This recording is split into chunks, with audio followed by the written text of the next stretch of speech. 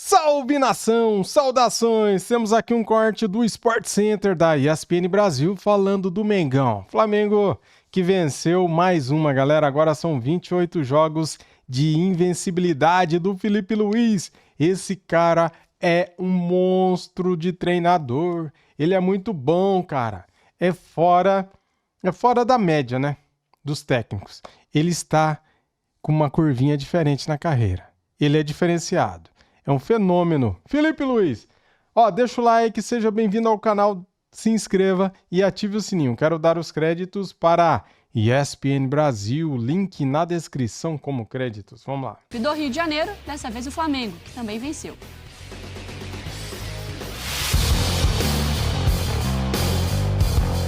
Giro de craque, toque de lenda, Arrascaeta. Não é mais 14, agora é 10, nota 10. Mas faz vezes também de 9 e dos melhores.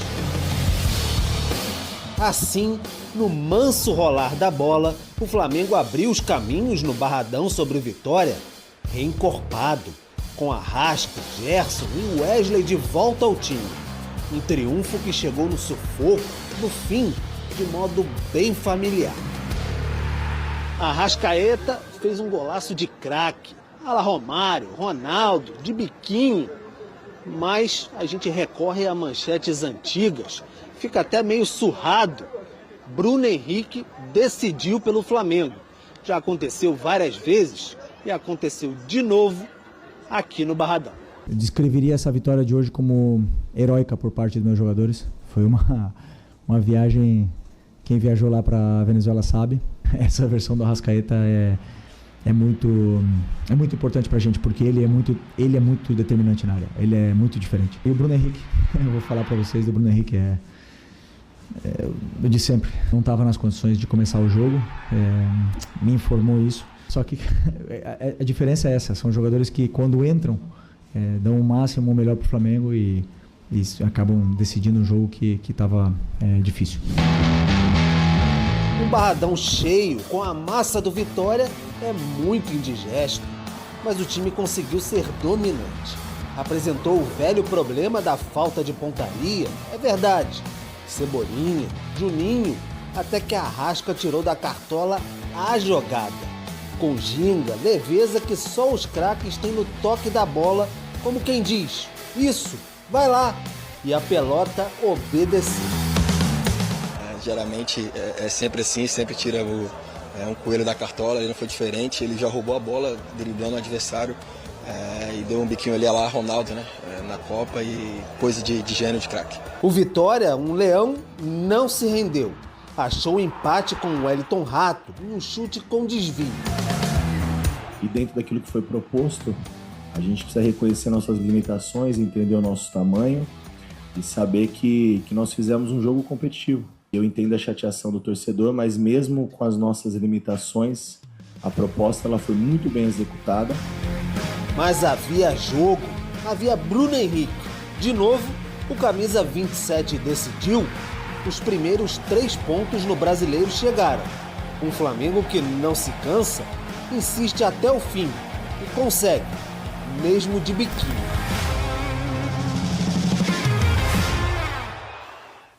Voltou e marcou de biquinho o Arrascaeta contra o Vitória, com 2 chances criadas, liderando o quesito na equipe. O terceiro melhor em número de finalizações, ações na área rival, olha. Foi com o melhor número, assim como sucesso em dribles. Duelos vencidos, o segundo melhor, isso também chama atenção. E nota do Bola de Prata aparecendo com 7,52, foi o melhor, então, da equipe. Estava fora, né, do campeonato desde o Carioca, tinha ido para a seleção, machucado, ficado fora. O gol de biquinho, você falou sobre a diferença que já dá pra ver com esses caras em campo? Com o Gerson, com a Arrasca. É nítido, assim, a diferença? Muito. Logo no início do jogo você consegue notar, porque o Flamengo estava jogando um 4-2-4, basicamente. Eram 4 jogadores na frente, 4 jogadores de ataque, que o Felipe Luiz acabou deslocando ali por necessidade para tentar fazer a armação do time, mas não tem comparação. Quando tem o Gerson e o Arrascaeta, que eles conseguem cadenciar, conseguem dar, por exemplo, o passe mesmo de letra que o Gerson dá para o Wesley numa determinada ultrapassagem, o Arrascaeta um pouco mais cadenciado ali, acertando a inversão de jogo. Não tem só aquele Fórmula 1 que a gente fala, né? Que é tu sair correndo pra frente. Não, tem 2 caras ali que pensam o jogo, então muda completamente pra mim. Ô Marra, você falava antes do valor dessa vitória conquistada fora, e isso não é fácil no Campeonato Brasileiro, e acho que para o Flamengo ainda mais pelo fato da semana, da viagem longa, e o Felipe quis valorizar isso na entrevista. Sim, mas ele teve também, assim, é verdade, o Vitória vai vender caro, né? Você percebia também a atmosfera do Barradão, e um time lutando bastante, né? Depois que fez o gol do Wellington Rato, teve oportunidade, aquela pancada que tomou o Léo Pereira na cara, foi uma finalização que estava indo numa direção perigosa ali para o Flamengo. Mas o Flamengo também entrou com um time melhor. A volta de jogadores importantes fazem o time ser muito bom com a bola, né? Faz o time envolver melhor. Assim, é aquilo que o Jesus está falando, assim, da velocidade. A característica do time de ontem era um time que sabia ser veloz quando precisava ser veloz. Mas era um time que sabia trabalhar a bola também de uma forma diferente. Tem o Wesley jogando, tem Gerson jogando, tem a Arrascaeta jogando. O time é muito bom. E o Felipe, ele fica ali meio até sem palavras para definir o Bruno Henrique. É impressionante como o Bruno... Você já parou para pensar que ele está com 34? Isso. É verdade. E joga de ele tudo. entrega, cara, até hoje. Lembra quando ele estava renovando o contrato, que a gente falava assim, Mas os 3 anos. Sim. Será que valia, né? Eu tomei um susto quando veio a notícia. E quando, não chegou a hora de oxigenar o elenco, que a gente falava. E logo quando renova, depois que renova, aquele primeiro mês não foi muito positivo, né? Foi uma sequência de jogos, ali aqui em um mês dá o quê? Uns 10 jogos, né? Em um mês. Peraí. Por aí, né? Mas assim, foram alguns jogos onde ele não foi tão bem e tal, já ficou assim, nossa, mas renovaram por mais 3 anos. E, poxa, se você contar essa temporada dele, é muito... Não vou nem falar das anteriores, essa é muito boa. E o Bruno contra o Tátira, gente. E ele tenta entregar em todas as funções possíveis, né? Eu sempre lembro, eu não sei porquê, mas esse jogo é muito emblemático pra mim, nem tem a ver com o Flamengo. Aquele Wolfsburg e Real Madrid. Sim. Tu lembra disso? O Bruno Henrique pela direita. E eu não sei, mas isso ficou muito claro pra mim, porque, obviamente, a dificuldade daquele jogo contra o Real Madrid. O Bruno Henrique jogou uma barbaridade pelo lado direito. Aí vem aqui e vira ponto, que é o ponto esquerda, que era onde ele jogava. E agora ele já tá jogando de centroavante. Que o Bruno Henrique, a gente tá vendo a versão agora, é ele mais centralizado ao lado de um atacante. Outro cara que não foi falado, eu vou continuar falando do Bruno Henrique, mas eu queria citar a partida que fez o Alexandre. Porque toda aquela questão, né, de muito tempo lá fora, aí pega muito da pirimba, né, de torcedor assim, né? Pô, esse cara não vai somar nada, já tem não sei quantos anos, blá, blá, blá, blá, blá, blá, blá, blá. Cara, o Alexandre tá jogando bola. Também. Também, assim como a gente falou do Varela, né? Eu falei do Varela na semana passada, o Alexandre tá jogando muita bola. E é constrangedor, assim, a diferença do Alexandre com a bola no pé em relação a alguns outros jogadores. Por exemplo, não o Ayrton precisa Lucas. correr, né? Por exemplo, o Ayrton Lucas, que era um cara que era titular absoluto do time na temporada, assim, antes do Vinha, Sim, né? era. Jogador de seleção. Jogador de seleção, mas o Alexandre, quando ele pega na bola, as decisões que ele toma são completamente diferentes.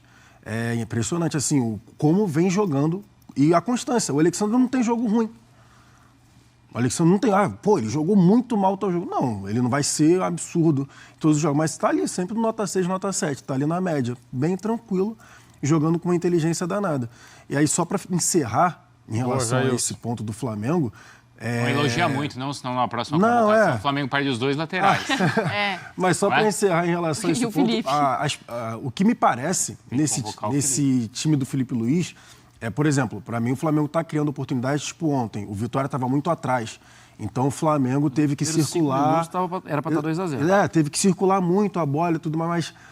Eu não sei qual é a sua opinião, mas me parece que o Felipe Luiz meio que preparando o time do Flamengo pro retorno do Pedro. Eu falei isso na redação, eu falei assim. É? Eu tava ouvindo Não, eu tava falando ali com o nosso editor-chefe, com o Bruno, quando a gente tava passando o roteiro. Eu falei assim, cara, se o Felipe Luiz vai para uma coletiva, como ele tem ido, e falado sobre o time criar oportunidades, aproveitar mais oportunidades, eu fiquei imaginando quando você tem um cara que, como o Pedro, eu falei, o Pedro vai fazer gol de orelha, de dedinho do pé, de lado do joelho, coxa, adutor. Porque se você for parar para pensar... precisar. Porque se você for parar para pensar, o time tá moldado já, né? A linha de 4, que todo mundo basicamente já sabe, os 2 volantes, o Gerson e o Arrascaeta por trás na armação, E ali tu vai ter um Pedro e Bruno Henrique como dupla de ataque. E ele agora, E esse como mês, dupla, né? né? Esse mês ele deve voltar, né? E como dupla, né? Não aquele negócio de tal Bruno Henrique aberto de um lado, um outro ponto aberto de outro lado, e o Pedro um pouco mais distante, tendo que se virar sozinho, às vezes, para fazer os gols. Não.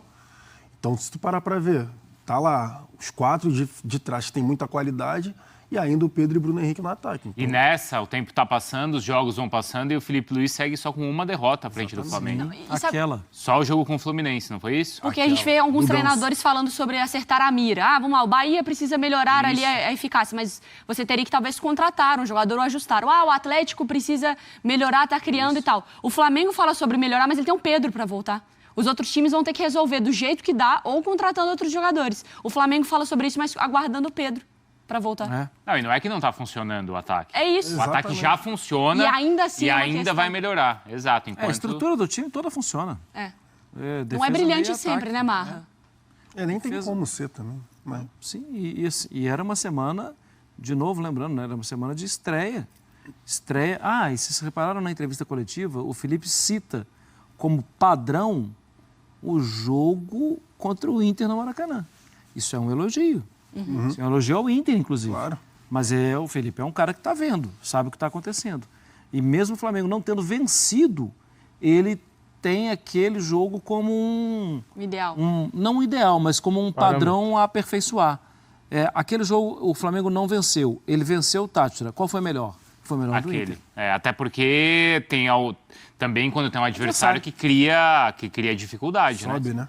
E você tem os seus caras também à disposição, né? Ou alguns deles, né? Para poder fazer o jogo e conseguir fazer a avaliação correta. Vambora, Mariana? Acho que já tá dando no nosso horário, né? E a barra? Ele tá parado já há um tempão, hein? O Flamengo trata com muita cautela o retorno de Danilo aos gramados. O lateral teve 2 lesões musculares na posterior da coxa direita e não atua há mais de um mês. Ainda em recuperação, o departamento médico rubro-negro trabalha com a previsão de volta para o duelo contra o Grêmio. Danilo recebe uma atenção especial, já que teve 2 lesões musculares consecutivas. O cuidado é para que ele não tenha um retorno antecipado e sinta novamente algum incômodo. Se ele voltar e se machucar de novo, vai ficar ruim, vai ser preocupante. A preocupação do DM é controlar a carga de treinos para otimizar a recuperação total do jogador de 33 anos. Há também um entendimento de que o jogador ainda está em adaptação, está se adaptando ao futebol brasileiro. Era isso aqui que eles estavam falando do Jorginho, né? Também com 33 anos e o jogador, depende do jogador, né? Ele leva algum tempo para se adaptar ao futebol brasileiro. Porém, o problema do Danilo não é adaptação de jogo, é adaptação física mesmo, né? O cara não sai do DM. O prazo é visto como ideal para a cicatrização total da lesão. Ele já vai a campo e faz exercícios com bola, acompanhado da fisioterapia, e da preparação física. A expectativa é de que o lateral evolua ao longo dos treinos desta semana e será avaliado diariamente. O objetivo é prepará-lo para tê-lo à disposição contra o Grêmio no domingo. A chance de ser relacionado contra o Central Córdoba na quarta-feira é mínima.